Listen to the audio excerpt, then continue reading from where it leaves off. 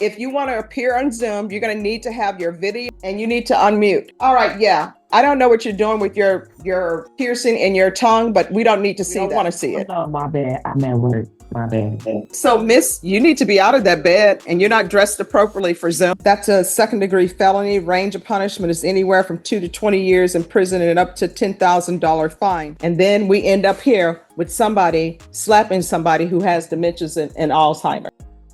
This hearing opens like a slow-motion crash you can't turn away from. Judge Boyd locks eyes with a defendant who allegedly struck an elderly woman suffering from dementia, yet carries herself like it's no big deal. She walks in playing with her tongue piercing as if she's headed to a party, not facing serious felony charges. And instead of showing even a hint of remorse the second time around, she doubles down, strolling into court looking completely unbothered. The disconnect is staggering. She's staring at a charge that could put her behind bars for up to 20 years. Yet she treats it like a minor inconvenience on her schedule. Judges notice that energy instantly. Attitude speaks long before words do. And arrogance has a way of filling the entire courtroom, so what do you think? Should a mindset that reckless factor into the punishment just as much as the crime itself? Let's dive in. Judicial Walton, if you want to appear on Zoom, you're going to need to have your video and you need to unmute. All right, yeah. I don't know what you're doing with your piercing in your tongue, but we don't need to see that. Want to see it. Oh, my bad. I'm at work. My bad. All right, we don't do my bads here. We just don't do it. So if you want to continue to appear by Zoom, you need to appear appropriately dressed, and nobody wants to see you fiddling with your tongue piercing. You're going to be back on June 2nd, and June 2nd, you can appear by Zoom, but if the court finds that you are not behaving appropriately, Zoom, that will be suspended. All right, thank you. All right, let me see. When it gets to be like 60, oh my gosh, it's too cold. All right, so miss, you need to be out of that bed and you're not dressed appropriately for Zoom. All right, you need to put on a jacket or something, miss. All right, miss, you need to put on a jacket or something. Oh, okay. You want me to call her and tell her? Yes. I'll text her. All right, thank you. And I just sent her a chat. Okay. So if you just step to the side and I'll call you right back. I've got, Okay. yes, And is this going to be an agreement or jury trial? there's going to be an agreement. All right, so if you all will get the paperwork ready. I have several courts to be in today. Could we do this on another day? I mean, I've got, I mean, we're here, she's here. Okay, and we can do it via, I believe she's in Chicago, if I'm not Yes. mistaken, at least Illinois. All right, That's so. fine. I can text you when the paperwork's ready. okay. All right, so I'm going to put you in the waiting room and they'll get the paperwork sent to you. Ms. Ferguson will need your email and her email. All right, thank you. And thank you for changing clothing. I appreciate it. Yes, Judge, we went through the paperwork earlier, so she's all set. Now she needs to be sworn in. Okay. And if you go in that breakout room, the clerk will let you know if they have all the paperwork or if there's some issue. Okay. Please do not leave the room until someone requests you leave the room. I know I'm trying to get back and join that room, but I don't know how to get back in. Another room so it could pop up on your screen. And it's now room number 2. Court is calling 2024 CR 009527 State versus Donisha Walton. Could I have parties announced? Hunter Morris for the state. Michael Belleville for Miss Wall. And are you Miss Walton? You need to unmute. Yes. All right, Miss Walton, you have a right to appear in person. It's unmuted. Can you hear me? Yes. Are you able to hear us? Walton, you have a right to appear in person in court, but I am in receipt of a consent to plead by video conference. Did you review that document with your attorney? Did you understand it and electronically sign it? Yes. Did you review the application for deferred adjudication with your attorney? Did you understand it and did you electronically sign it? Yes. All right, so you're gonna have to speak up. Nobody can hear you. I think it's just what I'm on, but yes, yes. You can hear me? Yes. Did you review the true bill of indictment? You're saying yes? Yes, I did. All right, did you review that with your attorney? Yes.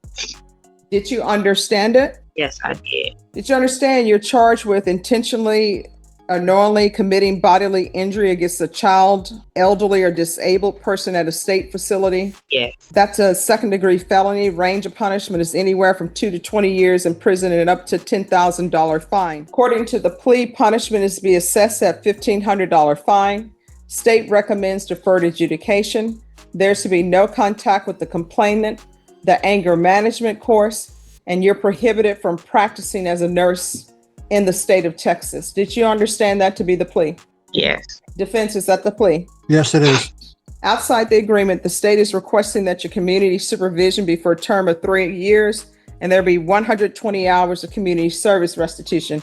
Did you understand those are recommendations from the state and the court does not have to follow those recommendations? Yes. Then to the offenses charged, how do you plead? Guilty, not guilty, or no contest? You can see it right away. She's expecting a gentle landing. Maybe some community service, maybe a light sentence she can brush off and move past. But court isn't just about statutes and technicalities. It's about perception, and perception turns ruthless when someone treats a felony hearing like they're fashionably late to brunch. Walking and fidgeting with a tongue piercing sends a message, intentional or not. I'm not taking this seriously. And judges are trained to read those signals. Their role is to weigh justice carefully, in full view of the public. Disrespect, real or perceived, doesn't land well. Then the appearance shifts from casual to careless, and careless starts looking costly. Contempt of court isn't always loud or dramatic. It doesn't require shouting at the bench. Sometimes it's quiet. It's posture, presentation, attitude, the subtle suggestion that the rules don't apply to you. That matters because sentencing isn't only about what happened in the past. It's about trust going forward.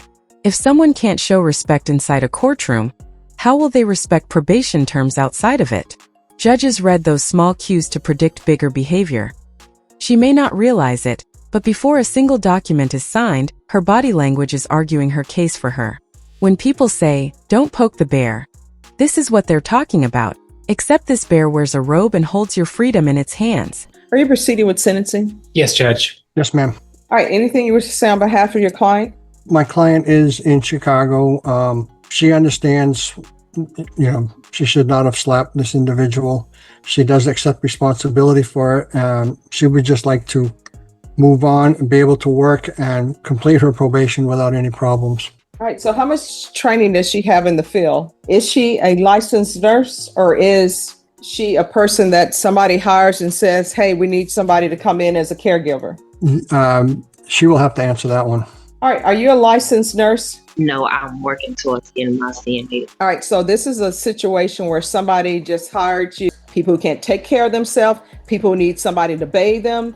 The patient gets upset because they're not doing what they're allowed to do anymore. They can't communicate because they have dementia and Alzheimer's. Then everybody and their mothers just hiring random people, paying them minimum wage or less than.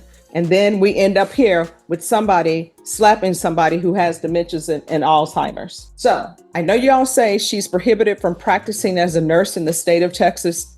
Okay, but she's not a nurse. She's not licensed to be a nurse. This is just somebody that somebody just hired off the street and said, hey, you have a high school diploma. You want to receive minimum wage to take care of people that nobody else maybe wants to take care of. And this is where we end up. And what was the name of this facility? Let me see.